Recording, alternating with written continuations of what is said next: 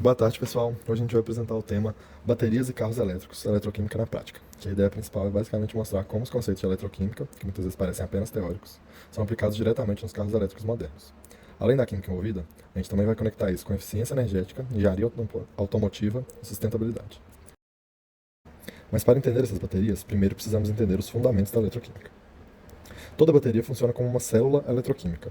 Ela converte energia química em energia elétrica através de reações de oxidação e redução. Oxidação significa perda de elétrons, e redução significa o ganho de elétrons. Esses processos acontecem simultaneamente.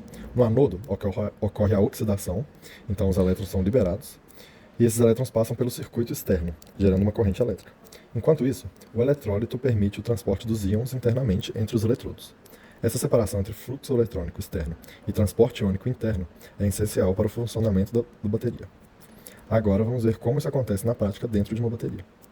Aqui nós vamos conseguir visualizar o funcionamento completo da bateria durante a descarga e recarga. Durante a descarga, que é quando o carro está utilizando energia, os elétrons saem do anodo, passam pelo circuito externo e alimentam o motor elétrico. Enquanto isso, os íons de lítio atravessam o eletrodo internamente, ou seja, elétrons circulam por fora da bateria e íons circulam por dentro dela. Esse acoplamento entre os dois fluxos é o que mantém a corrente elétrica funcionando. Na recarga, o processo é invertido por uma fonte externa de energia. Os elétrons retornam ao anodo e os íons de lítio também migram de volta. A bateria funciona porque existe diferença de potencial químico entre os eletrodos, mas atualmente o principal tipo de bateria utilizado nos veículos elétricos é a bateria íons de lítio. As baterias de íons de lítio dominam os veículos elétricos atuais porque elas apresentam alta densidade energética, boa vida útil, menor peso e alta eficiência. Algumas chegam a aproximadamente 250 watts-hora por quilograma e podem durar entre 1.000 e 3.000 ciclos. No anodo, normalmente feito de grafite, ocorre a oxidação. No catodo, ocorre a redução. E os íons Li+, e os elétrons são recebidos pelo material do catodo. O eletrólito tem uma função muito importante. Ele permite a passagem de íons, mas bloqueia a de elétrons. Isso força os elétrons a passarem pelo circuito externo, gerando corrente elétrica.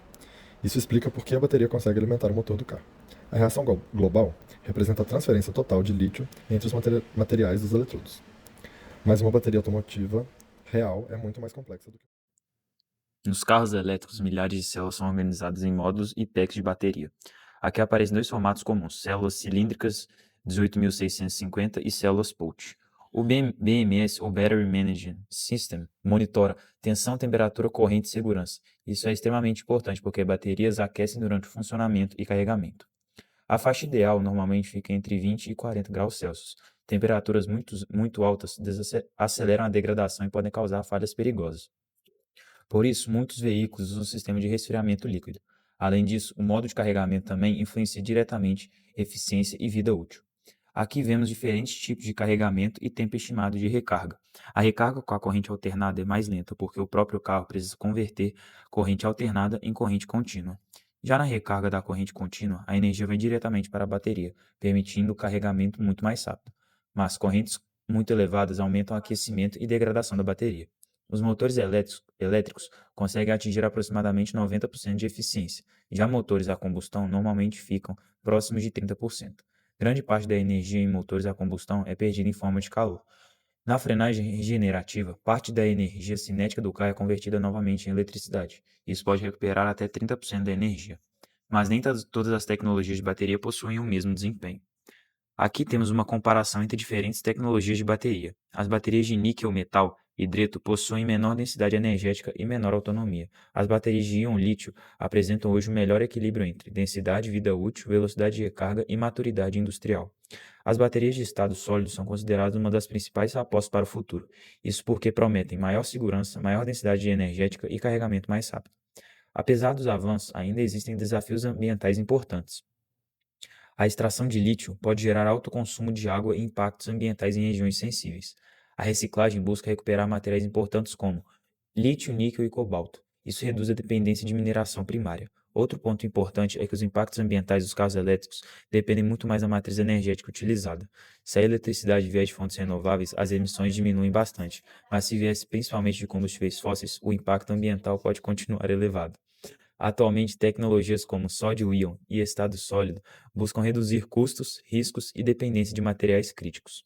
Concluindo, os carros elétricos mostram como a eletroquímica possui aplicações diretas na tecnologia moderna. O desempenho desses veículos depende fortemente das reações químicas, dos materiais utilizados e do controle térmico das baterias. A próxima geração de baterias provavelmente será marcada por tecnologias como estado sólido e sódio-íon. Então, mais do que apenas substituir motores,